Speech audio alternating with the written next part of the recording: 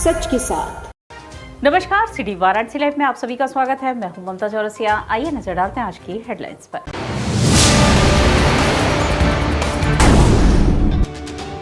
राज्य विद्युत परिषद जूनियर इंजीनियर संगठन का 11वां वार्षिक अधिवेशन हुआ संपन्न। चैत्र नवरात्र पर श्रद्धालुओं ने माता अन्नपूर्णा दरबार में टेका मत्था। महिलाओं ने की दरबार की परिक्रमा, मांगी मन की मुराद। भारत संचार निगम लिमिटेड द्वारा अप्रैल माह को मनाया जा रहा है उपभोक्ता सेवा माह के रूप में। और बाबा महाशमशान नाथ जी की त्रिदिवसीय श्रृंगार महोत्सव संपन्न। नगर वधुओं ने नृत्यांजलि से अर्पण किया शिव को अपना श्रद्धासुमन। और अब खबरें विस्तार से। राज्य विद्युत परिषद जूनियर इंजीनियर संगठन का 11वां वार्षिक अधिवेशन संपन्न हुआ। महमूरगंज स्थित शगुनलाल में राज्य विद्युत परिषद जूनियर इंजीनियर संगठन उत्तर प्रदेश का 11वां वार्षिक महाधिवेशन में विद्युत पेंशनरों ने पेंशन आयकर से मुक्त कराने के लिए आवाज बुलंद की। इस खुले सत्र का उद्घाटन पूर्वांचल विद्युत निगम के प्रबंधक निदेशक शंभू कुमार IAS द्वारा दीप प्रज्वलित कर किया गया। इस अवसर पर भारी संख्या में पेंशनर, पारिवारिक पेंशन जूनियर इंजीनियर संगठन उत्तर प्रदेश के शीर्षस्थ पदाधिकारीगण, पावर कॉर्पोरेशन के वरिष्ठ अधिकारीगण, विभिन्न श्रम संगठनों के प्रतिनिधिगण उपस्थित रहे। प्रथम सत्र में स्मारिका शक्ति संदेशा का मुख्य अतिथि द्वारा विमोचन किया गया। इसके उपरांत पेंशन प्रकोष्ठ पूर्वांचल के महासचिव इंजीनियर SLR गुप्ता द्वारा 26 सूत्रीय मांग पत्र प्रस्तुत किया गया। उपस्थित विभिन्न संगठनों के प्रतिनिधियों ने मांगों का समर्थन करते हुए कैशलेस चिकित्सा की सुविधा तत्काल प्रदान करने, पेंशन को आयकर से मुक्त करने, चिकित्सा भत्ता बढ़ाकर ₹1000 प्रति माह करने, LMV-10 की सुविधा पूर्ववल बहाल करने तथा पुरानी पेंशन योजना सभी कार्मिकों पर लागू करने की प्रमुखता से मांग उठाई। पूर्वांचल एवं दक्षिणांचल विद्युत वितरण निगमों के प्रस्तावित निजीकरण का भारी विरोध किया गया। पूर्ण पेंशन की स्थापना 10 वर्ष में करने तथा आश्रित बच्चों की चिकित्सा एवं पेंशन सुविधा हेतु आयु सीमा बढ़ाकर 35 वर्ष किया जाए। अवकाश नकदीकरण को भी आयकर से पूर्णतः मुक्त करने पर 5% प्रति वर्ष की अतिरिक्त पेंशन वृद्धि दी जाए। पूर्ण पेंशन की स्थापना 10 वर्ष में की जाए। पेंशन और पारिवारिक पेंशन की पूर्ण जब्ती पर रोक लगाई जाए। अशक्त और पीड़ित वरिष्ठ नागरिकों के लिए नगरों में मूलभूत सुविधाओं से युक्त ओल्ड एज केयर होम बनवाया जाए तथा सरकारें इनका निःशुल्क संचालन करें। रेलवे, रोडवेज एवं दवाई परिवहन सेवाओं से वरिष्ठ नागरिकों को पर्याप्त छूट दिया जाए आदि मांगे रखी। अधिवेशन में अंतरंग सत्र में महासचिव द्वारा अपना प्रतिवेदन प्रस्तुत किया गया, जिस पर गंभीर विचार विमर्श हुआ। संगठन की एकता और दृढ़ता करने की सदस्यों से अपेक्षा की गई। वित्त सचिव एवं लेखा निरीक्षक की रिपोर्ट भी सदन में प्रस्तुत की गई। सम्मेलन में मुख्य अतिथि शंभू कुमार IAS प्रबंधक निदेशक पूर्वांचल विद्युत निगम, विशिष्ट अतिथि इंजीनियर RK जैन, निदेशक इंजीनियर जितेंद्र नलवाया, निदेशक तकनीकी संतोष कुमार जाडिया, निदेशक वित्त इंजीनियर अनिल कुमार वर्मा, मुख्य अभियंता वितरण क्षेत्र वाराणसी प्रथम ने संबोधित किया। इस अवसर पर पावर डिप्लोमा इंजीनियर्स महासंघ के राष्ट्रीय अध्यक्ष engineer RK Trivedi, junior engineer संगठन के पूर्व केंद्रीय संरक्षक engineer Balveer Yadav, engineer Gyanendra Kumar, engineer Indramani Dwivedi, engineer IP Singh, engineer Awadhesh Mishra आदि ने विचार व्यक्त किए। कार्यक्रम की अध्यक्षता इंजीनियर RK पांडे तथा संचालन इंजीनियर SLR गुप्ता द्वारा किया गया। हर साल सम्मेलन होता है, ये 11वां हमारा महाधिवेशन है और 5 अप्रैल को ही होता है हर वर्ष। इसमें हमें जो हमारी मांगे हैं तमाम, उसके संबंध में ज्ञापन देते हैं। हम लोग मांग पत्र रख करके सरकार से और प्रबंधन से मांग करते हैं कि उसे पूरा किया जाए। 26 सूत्री मांग पत्र हमने रखा है यहाँ, जिसमें प्रमुख मांग हमारी है कि ये पेंशन जो है उसको आयकर से मुक्त किया जाए। साथ ही साथ जो है हमारी ये भी मांग है कि यहाँ जो निजीकरण करने जा रहे हैं पूर्वांचल विद्युत वितरण निगम का और दक्षिणांचल का, उस कार्यवाही को रोका जाए, निरस्त किया जाए और विद्युत के वितरण की जो व्यवस्था है वो सार्वजनिक क्षेत्र में ही रखी जाए, उसको प्राइवेट न किया जाए। हमारी ये भी मांग है कि हमें मेडिकल अलाउंस खाली यहाँ 200 रुपये मिलता है, उसको बढ़ा के 1000 रुपये प्रतिमाह किया जाए। भारत संचार निगम लिमिटेड द्वारा अप्रैल माह को उपभोक्ता सेवा माह के रूप में मनाया जा रहा है। भारत संचार निगम लिमिटेड द्वारा अप्रैल माह को उपभोक्ता सेवा माह के रूप में मनाया जा रहा है। इसका उद्देश्य अपने उपभोक्ताओं को बेहतर सेवा देना तथा अपनी कमियों को दूर करते हुए BSNL को मजबूती प्रदान करना है। BSNL मजबूत स्थिति में होगा तो दूरसंचार सेक्टर में उपभोक्ताओं को किफायती दरों पर बेहतर सुविधाएं सुनिश्चित की जा सकेगी। इस माह के दौरान उपभोक्ताओं की समस्याओं का तत्काल एवं त्वरित निदान करने का प्रयास किया जाएगा। बिलिंग संबंधी समस्याओं का भी उचित निराकरण किया जाएगा। इस माह में विभिन्न कार्यक्रमों के द्वारा उपभोक्ताओं की शिकायतों एवं सुझावों के आधार पर सेवाओं को और बेहतर करने के लिए रूपरेखा एवं योजना बनाते हुए क्रियान्वयन किया जाएगा। इस माह के दौरान हम फॉल्ट को 24 घंटे में ठीक करने तथा नए कनेक्शन को 72 घंटे में खोले जाने का लक्ष्य रखते हैं। मोबाइल नेटवर्क की समस्याओं को दूर करने के लिए ड्राइव टेस्ट किया जाएगा तथा नेटवर्क की खराबी को ठीक करते हुए सेवाओं को और बेहतर किया जाएगा। विशेष अभियान चलाकर अभी तक की लंबित समस्याओं का अगले 3 से 7 दिनों में निराकरण कर दिया जाएगा। इस माह के दौरान सभी अधिकारियों एवं कर्मचारियों द्वारा विभिन्न उपभोक्ताओं से संपर्क किया जाएगा। जो उपभोक्ता हमसे किसी कारणवश दूर चले गए थे, उनको वापस BSNL से जोड़ने के लिए विशेष अभियान चलाया जाएगा। उपभोक्ताओं को अपनी समस्याओं को सामने रखने के लिए विभिन्न उपभोक्ता सेवा केंद्र में विशेष हेल्प डेस्क खोला जा रहा है, जिसके माध्यम से उपभोक्ताओं की किसी भी प्रकार की समस्या के समाधान का प्रयास किया जाएगा तथा उपभोक्ताओं की 90% से अधिक शिकायतों का निराकरण 48 घंटे में कर दिया जाएगा। बुधवार और शनिवार के दिन जिले के महत्वपूर्ण स्थानों पर विशेष सहायता शिविर का आयोजन किया जाएगा, जिससे कि दूर दराज के उपभोक्ताओं को जिला मुख्यालय पर आने की आवश्यकता न पड़े। इस संदर्भ में शनिवार को एक प्रेस वार्ता कर BSNL के महाप्रबंधक अनिल कुमार गुप्ता ने बताया कि इस माह के दौरान उपभोक्ताओं को BSNL की नई सेवाओं जैसे भारत फाइबर के सभी उपभोक्ताओं के लिए 500 से अधिक टीवी चैनल एवं 8 OTT की सेवा IFTV द्वारा मुफ्त दी जा रही है। भारत फाइबर के उपभोक्ताओं के लिए मुफ्त वाईफाई रोमिंग की सुविधा भी आरंभ की गई है, जिसके द्वारा भारत फाइबर उपभोक्ता अपने अकाउंट को अन्य स्थानों पर उपयोग कर सकता है। मोबाइल उपभोक्ताओं के लिए मुफ्त में BITV सेवा आरंभ की गई, जिसके द्वारा उपभोक्ता 500 से अधिक चैनल तथा 4 OTT का लाभ उठा सकते हैं। हमारा नेटवर्क जो है 5G अपग्रेडेबल है। 4G नेटवर्क जो है पूर्ण स्वदेशी तकनीक पे बना हुआ है और यहीं पे निर्मित है। जैसे भी हमारी आवश्यकता होगी या उपभोक्ताओं की ज़रूरत होगी, हम इस नेटवर्क को 5G में अपग्रेड कर पाएंगे। तो उम्मीद है कि अगले वर्ष या 1-1.5 साल बाद हम लोग ये काम स्टार्ट कर देंगे। जी, अभी जो आपने OTT चैनल टीवी चैनल की बात की है, उसको क्या मोबाइल देखा जा सकता है या टीवी में देखा जा सकता है? मोबाइल पे देखा जा सकता है। OTT प्ले आपको ऐप डाउनलोड करना होगा, साथ ही अपने नंबर के साथ रजिस्टर कराना होगा। ये भारत फाइबर के उपभोक्ताओं के लिए भी है, तो उनके पास अगर दूसरी कंपनी का नंबर है तो भी कोई फ़र्क नहीं पड़ता। वो BSNL के भारत फाइबर के उपभोक्ता भी देख सकते हैं, BSNL के मोबाइल के उपभोक्ता भी कर सकते हैं।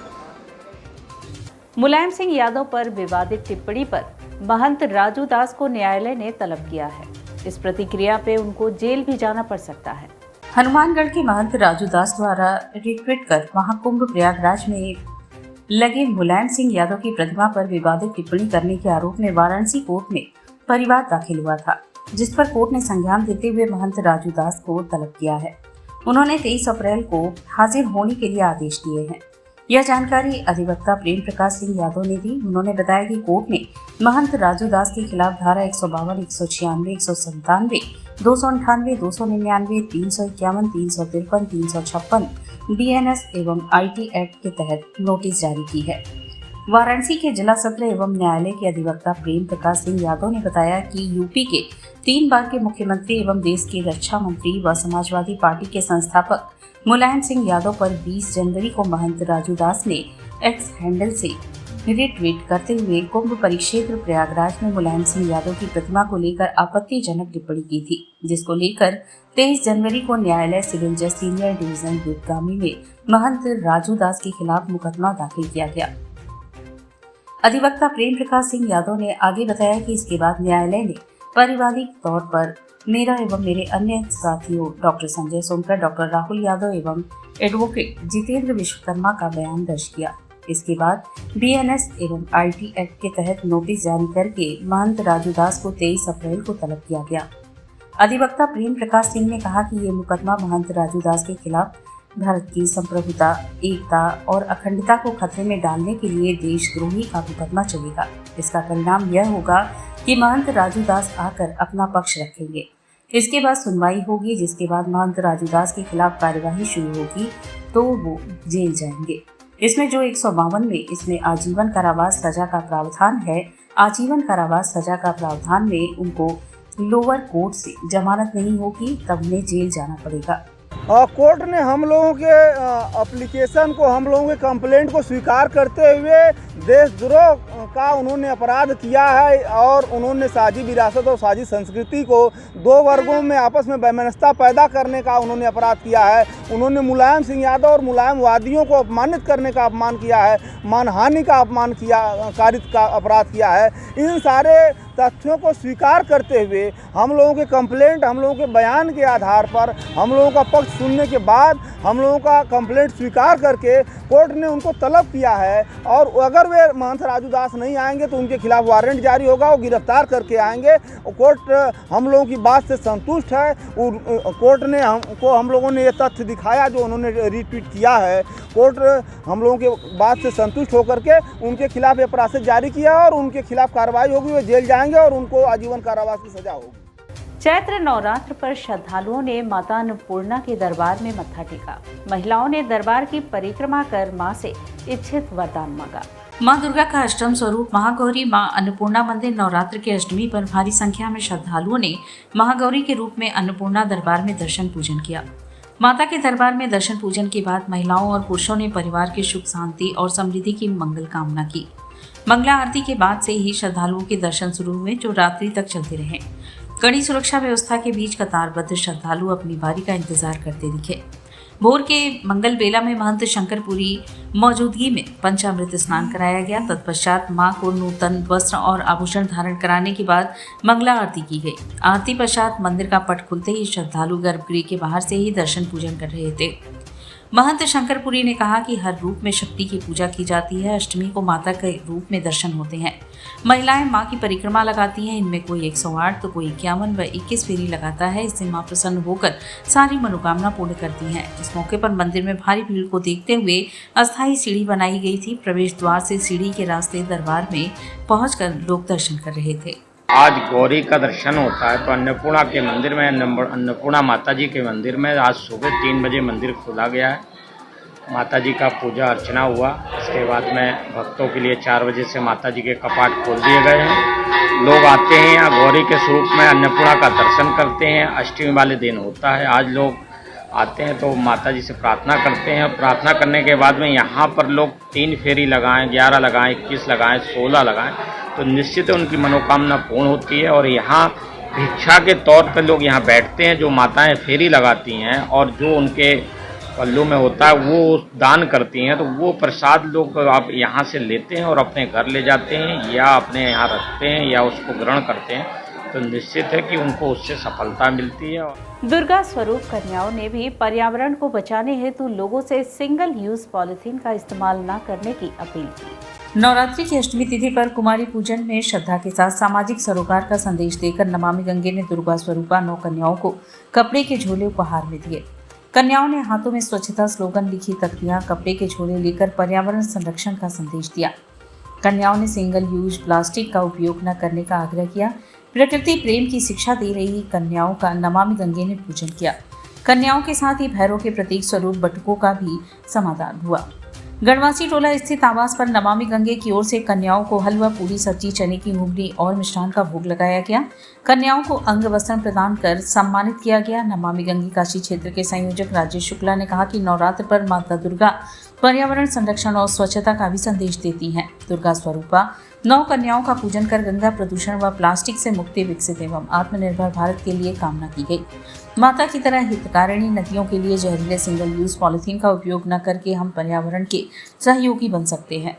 आयोजन में नमामि गंगे काशी क्षेत्र के संयोजक राजेश शुक्ला, आरुषि पांडे, अक्षरा पांडे, सृष्टि मिश्रा, अंशिका पांडे, पूनम शुक्ला, शुभांगी, सूर्यांशु शुक्ला सहित दर्जनों कंजिकाओं ने भाग लिया। सभी जगह नगर में, शहर में, गली मोहल्ले में स्वच्छता रखें और जब स्वच्छता होगी तो कोई बीमारी नहीं होगी। गंदगी है तो बीमारी है, सफाई है तो स्वास्थ्य है का मूल सिद्धांत अपनाते हुए हम विकसित भारत की ओर बढ़ते जाएं। आज नवरात्र की दुर्गा अष्टमी पर इन 9 कन्याओं का यही आह्वान है, सबसे यही अनुरोध है, यही अपील है कि हम पर्यावरण संरक्षण का ख्याल रखें और अपने पर्यावरण को निरंतर अच्छा बनाएं रखने में सहयोगी बने। और यहाँ वक्त उछला है एक छोटे से ब्रेक का, मिलते हैं ब्रेक के बाद।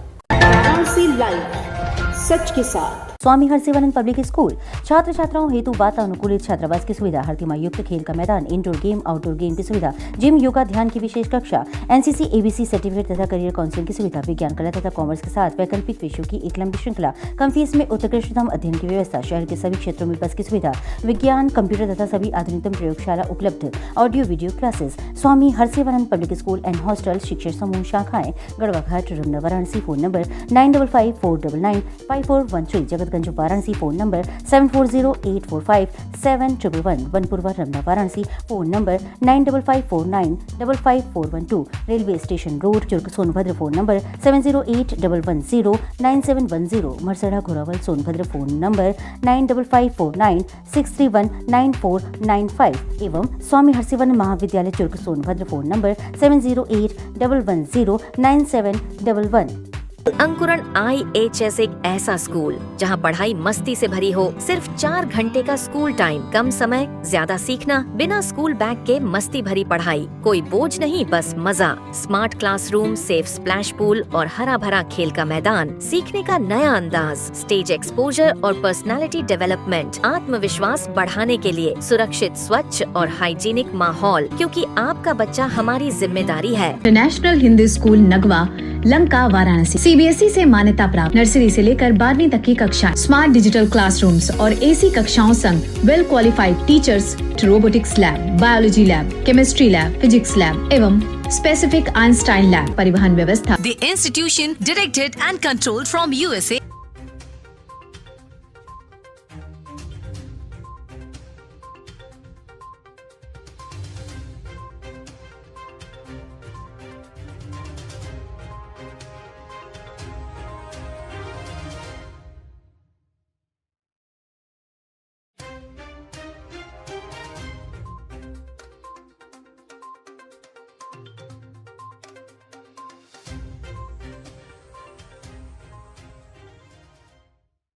A bright future starts with the right education.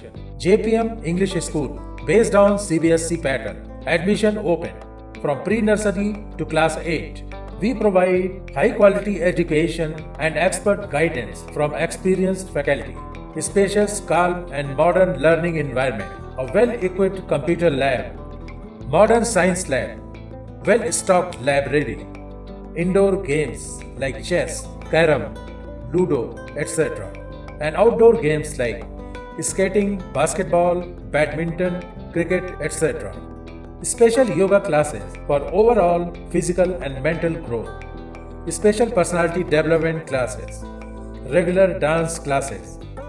Special music classes. The students always remember that education is not a destination, it is a journey. So never stop.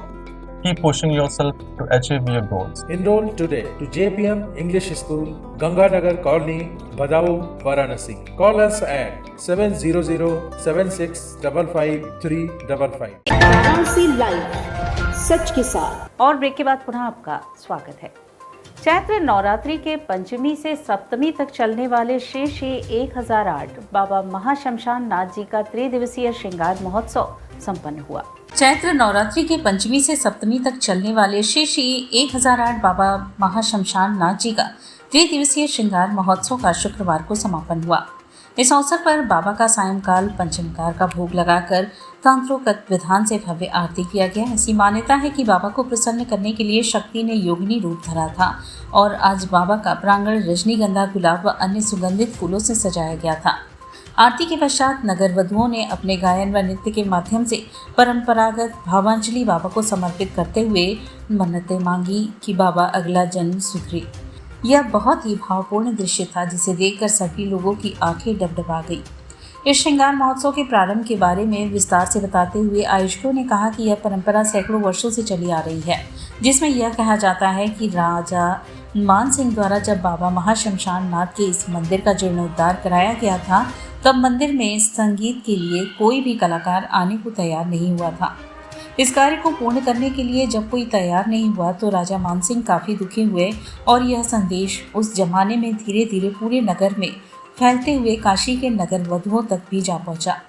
तब नगर वधुओं ने डरते डरते अपना यह संदेश राजा मान सिंह तक भिजवाया कि यह मौका अगर उन्हें मिलता है तो काशी की सभी नगर वधुएं अपने आराध्य संगीत के जनक नटराज महाशमशानेश्वर को अपनी भावांजलि प्रस्तुत कर सकती हैं। यह संदेश पाकर राजा मान सिंह काफ़ी प्रसन्न हुए और ससम्मान नगर वधुओं को आमंत्रित किया गया और तब से यह परंपरा चल निकली। वहीं दूसरी तरफ नगर वधुओं के मन में यह आया कि अगर वह इस परंपरा को निरंतर बढ़ाती हैं तो उनके इस नारकीय जीवन से मुक्ति का मार्ग प्रशस्त होगा। फिर क्या था, आज सैकड़ों वर्ष बीतने के बाद भी यह परंपरा जीवित है और बिना बुलाए यह नगर वधुएं कहीं भी रहे, चैत्र नवरात्रि के सप्तमी को यह काशी के मणिकर्णिका घाट पर स्वयं आ जाती हैं। तत्पश्चात बाबा का रात्रि पर्यंत चलने वाला जागरण प्रारंभ हुआ, जो कि जलती चिताओं के पास मंदिर में अपने परंपरागत स्थान से प्रारंभ हुआ। इसमें सर्वप्रथम आए हुए अतिथियों का स्वागत मंदिर के अध्यक्ष चैनू प्रसाद गुप्ता, गुलशन कपूर एवं जंत्रलेश्वर यादव ने किया। बाबा का भजन दुर्गा दुर्गति नाशिनी दिमिक दिमिक डमरू कर बाजे डिम डिम तन दिन दिन तू ही तू जगबग आधार तू ओम नमः शिवाय मणिकर्णिका स्रोत खेले मसाने में होली के बाद दादरा ठुमरी व चैती गाकर बाबा के श्री चरणों में अपनी गीतांजलि अर्पित की। इनके बाद काशी का प्रसिद्ध सुमधुर गायन और मंगलम ओमकार मंगलम बम लहरी जैसे भजनों से भक्तों को झूमने पर मजबूर कर दिया। उक्त आयोजन में महामंत्री बिहारी लाल गुप्ता, महंत संजय झिंगरन, विजय शंकर पांडे, दिलीप यादव, संजय गुप्ता, दीपक तिवारी, अजय गुप्ता, रिंकू पांडे, मनोज शर्मा आदि पदाधिकारी व भक्तगण शामिल थे।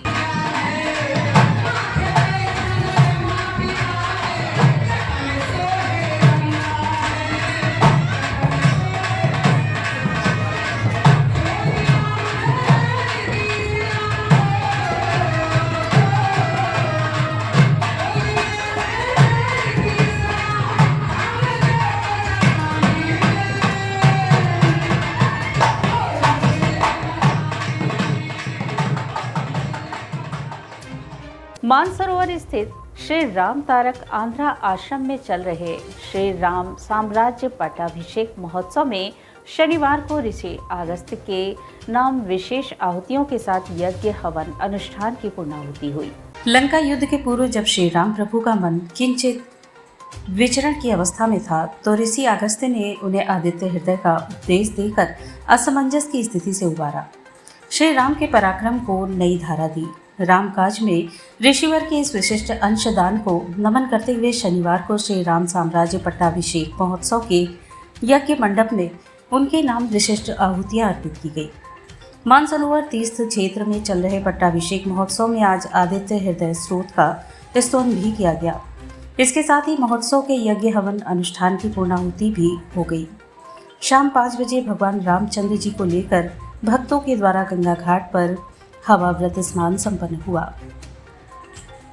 यज्ञ एवं महोत्सव के अन्य अनुष्ठानों के मुख्य आचार्य उली मेरी शोमा योजुलू ने बताया कि हवन व वाल्मीकि रामायण के पारायण को विश्राम देने के बाद रविवार को सुबह उत्सव मंडप में सुबह श्री राम जन्म व दोपहर में राम विवाह का उत्सव धूमधाम से मनाया जाएगा। पट्टाभिषेक महोत्सव सोमवार को विविध शास्त्रीय कर्मकांडों व लोकाचारों के बीच मनाया जाएगा। उत्सव को विराम दिया जाएगा। राजाधिराज प्रभु श्री राम की भव्य शोभा यात्रा के साथ आश्रम के प्रबंध न्यासी वीवी सुंदर शास्त्री ने बताया कि पट्टाभिषेक के पूर्व सागर व प्रमुख नदियों से लाए गए पवित्र जल कलशों की पूजा होगी। बाद में इसी जल से राजा राम के अभिषेक का अनुष्ठान पूरा किया जाएगा। उन्होंने समस्त काशीवासियों से इस महा उत्सव में भागीदारी का निवेदन किया। बताया कि इस विशिष्ट महोत्सव का अभिष्ट देश में राम राज्य की स्थापना की कामना मात्र है। इस कार्यक्रम में मुख्य रूप से पप्पू कृष्ण प्रसाद, आशीष टंडन, अभिषेक जायसवाल, अनुपम भट्टाचार्य, अन्नदानम, चिंदरम्बम शास्त्री, श्याम शास्त्री, रामचंद्र मूर्ति, बुद्धू शर्मा, श्रीमती उमा, साई फनी गणेश उपस्थित रहे। कबीर चौरा स्थित नागरी नाटक मंडली में आयोजित भारतेंदु रंग अनुष्ठान के अंतिम दिन कर्णगाथा नाटक का मंचन हुआ। कबीर चौरा स्थित नागरी नाटक मंडली में आयोजित भारतेंदु रंग अनुष्ठान के अंतिम दिन शुक्रवार को कर्णगाथा नाटक का मंचन हुआ, जो गुरुदेव रविंद्रनाथ ठाकुर के कर्ण कुंती संवाद से प्रेरित था। इस नाटक में शिवाजी सावंत के मृत्युंजय और रामधारी सिंह दिनकर की रश्मि रथी के संदर्भों को भी जोड़ा गया था। आज्ञे की कविताओं का समावेश भी किया गया। इसकी परिकल्पना व निर्देशन ओएसिस राव गाइस ने किया। नाटक में कर्ण की भूमिका पवन शर्मा, कुंती की भूमिका अप्सरा, राधा की भूमिका वैष्णवी, अधिरथ की भूमिका प्रखर पांडे, कृष्ण की भूमिका आनंद मोहन त्रिवेदी ने किया। भारतेंदु अनुष्ठान के समापन पर मुख्य अतिथि उत्तर प्रदेश के राज्य मंत्री रविंद्र जायसवाल थे, जिन्होंने कलाकारों को सम्मानित किया। इस मौके पर भारतेंदु अकादमी के अध्यक्ष डॉक्टर रतिशंकर त्रिपाठी, अकादमी के निदेशक विपिन कुमार, सुमन पाठक, डॉक्टर आशुतोष चतुर्वेदी, डॉक्टर सुमित श्रीवास्तव आदि भी उपस्थित थे। हम लोग के पास पैरवी हो कि एक टिकट हमको दिवा दीजिए, इतना यहाँ पर भीड़ हो जाए कि हम मेरी प्रभु से प्रार्थना है और एक दिन वो आएगा, जल्दी ही आएगा कि जो आप पाश्चात्य संगीत के कारण से हमारी परंपरा थोड़ा सुस्त हुई है, लेकिन उस पाश्चात्य संगीत से आगे ले जाकर जब हम लोग पुनः चारों धावा पर इसको आगे ले जाएंगे। आपको पुनः जो नंबर को डॉक्टर साहब को बहुत बहुत धन्यवाद है कि आपका प्रयास है, जो नाटक प्रेमी हैं उनके लिए अच्छा मैसेज है। और कर्ण की गाथा, कर्ण से बड़ा दानी को नहीं है, ये कहा गया है। आज हमें उनकी गाथा जरूर मिलेगा। पुनः धन्यवाद, शुभकामनाएं। ट्रांसफॉर्मेशन ऑफ दुर्गा कुंड के तहत दुर्गा कुंड स्थित कुंड के पानी को जल पुनर्चक्रण द्वारा साफ किया जा रहा है। बनारस के प्रसिद्ध आदिशक्ति मां दुर्गा के मंदिर में देवी माता की मूर्ति स्वयंभू प्रकट हुई थी। इसके साथ ही परिसर में ही एक कुंड है जिसे दुर्गा कुंड के नाम से जाना जाता है। यह कुंड पहले गंगा नदी से जुड़ा हुआ था। इस कुंड को बाद में नगरपालिका ने फुहारे में बदल दिया, जो अपनी मूल सुंदरता को खो चुका था। परंतु ट्रांसफॉर्मेशन ऑफ दुर्गा कुंड के तहत इस कुंड के पानी को जल पुनर्चक्रण द्वारा साफ किया जा रहा है और साथ ही उच्च गुणवत्ता वाले उपचारित जल उपलब्ध कराए जा रहे हैं, जिससे कि इस कुंड की सुंदरता बनी रहे। ये हम लोग पूरा प्रोजेक्ट जो था क्लीनिंग का, और ये दुर्गा कुंड के जीर्णोद्धार का था। जीर्णोद्धार में आपका ब्यूटिफिकेशन का काम हो गया है पूरा कंप्लीट। ये फरवरी एंड में हमने पूरा कंप्लीट किया था। मशीनरीज जो है हमारा फरवरी एंड से ही चालू है, लेकिन इलेक्ट्रिसिटी का सप्लाई न होने के कारण कुछ दिन बंद हुआ था। अभी क्या है 15 दिन से लगातार चल रहा है, ये कंटिन्यू चल रहा है। तो विद इन ये 30 दिन में हम 30 दिन के अंदर ये पूरा क्लीन करके हम लोग देने वाले थे कंपनी को। अभी 15 दिन हो गया, 15 दिन में और ये क्लीन हो जाएगा और थोड़ा सा क्लीन होगा। ये लगातार चलता रहा, हाँ हो गया उसके बाद नहीं ये क्लीन एक बार तो ये पूरा क्लीन हो जाएगा जब कुछ दिन के बाद या फिर 1 से 1.5 महीने बाद जब पूरा क्लीन हो जाएगा तो उसके ऊपर का सेटअप बंद हो जाएगा। नीचे जो कुंड में मशीनें लगी हुई हैं छोटी छोटी, वो चलती रहेंगी। काशी बंधन सांस्कृतिक कार्यक्रम में नृत्य व गायन की प्रस्तुति हुई। काशी बंधन सांस्कृतिक कार्यक्रम में शुक्रवार को गायन एवं नृत्य कार्यक्रम का आयोजन हुआ, जिसमें सर्वप्रथम बनारस की प्रसिद्ध गायिका रागिनी साधना का गायन हुआ, जिसमें उन्होंने राग यमन आज गाँव बजाओ पर नवरात्र मानो 3 ताल में शुरुआत की तथा उसके पश्चात भजनों का दौर शुरू हुआ, जिसमें देवी दुर्गा स्तुति, अनाड़ी देवी, अंबिके और 9 देवियों के भजन को गाया गया। अम्बे अम्बाली माँ तथा देवी अमित स्वरूप तुम्हारा, जहाँ इसमें वहाँ पर बैठे श्रद्धालु को मंत्रमुग्ध किया और अंत में राग भैरवी में भजन गाकर समाप्त किया। तत्पश्चात संत अतुलानंद रेजिडेंशियल एकेडमी की छात्राओं द्वारा माँ दुर्गा की स्तुति की गई, जिसमें एगिरी नंदिनी, उसके बाद महिषासुर मर्दिनी और अंत में राजस्थानी भजन में नृत्य करके कार्यक्रम को समाप्त किया, जिसमें भारी संख्या में वहां बैठे लोगों ने तालियां बजाकर बच्चों का अभिवादन किया और उनके आशीर्वाद दिया। कार्यक्रम संचालन जिला प्रशासन वाराणसी सदस्य तरुण कुमार सिंह ने किया एवं कार्यक्रम संयोजन अंशुमान महाराज का रहा। और इसी के साथ सिटी वाराणसी लाइव का यह प्रसारण यहीं समाप्त होता है। ममता चौरसिया को दे इजाजत। नमस्कार।